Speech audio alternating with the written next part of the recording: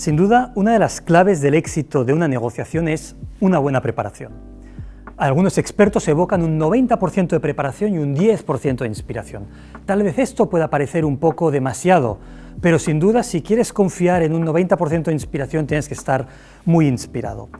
Vamos pues a presentar brevemente qué es una buena preparación en negociación. Una buena preparación en negociación es respetar y prepararse en 3 distintos niveles.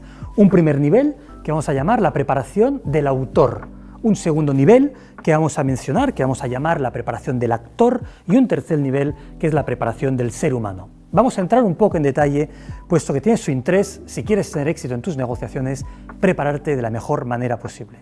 Primer nivel de preparación, el autor. En ese sentido, y en este nivel de la preparación, tienes que ser un experto en la materia que vas a negociar.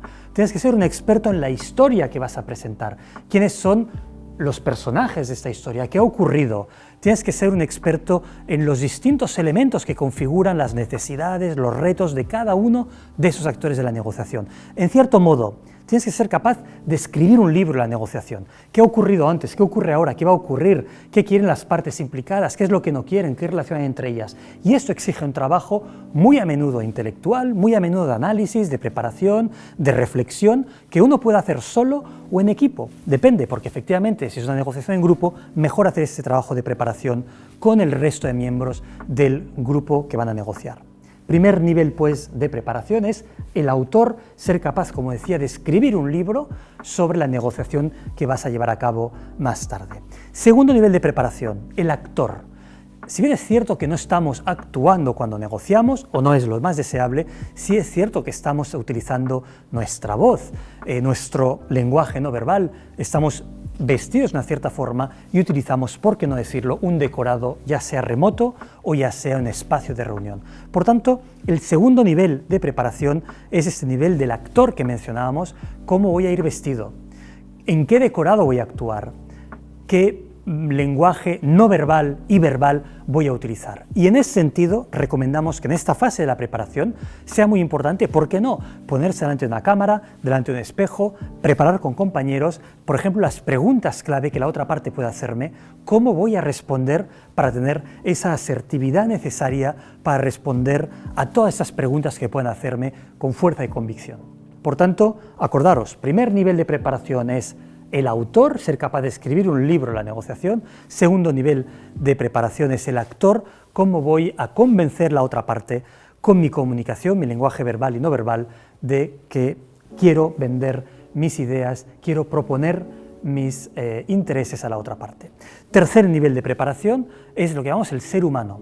Y supongo que estaréis de acuerdo conmigo, y seguro que os habrá pasado en alguna negociación, que terminas de negociar y estás físicamente agotado. ¿Por qué? Eso tiene una razón, y es que negociar no es solo una actividad intelectual, es una actividad física, hay que observar, hay que escuchar, hay que mantener una buena postura, y eso sin mencionar toda la emoción y el estrés que podemos tener en una negociación. Por ello, en muchas ocasiones terminamos 1 hora o 2 horas de negociación físicamente agotados. Por tanto, ¿cuál es este tercer nivel de preparación que mencionábamos? Sería la preparación del ser humano.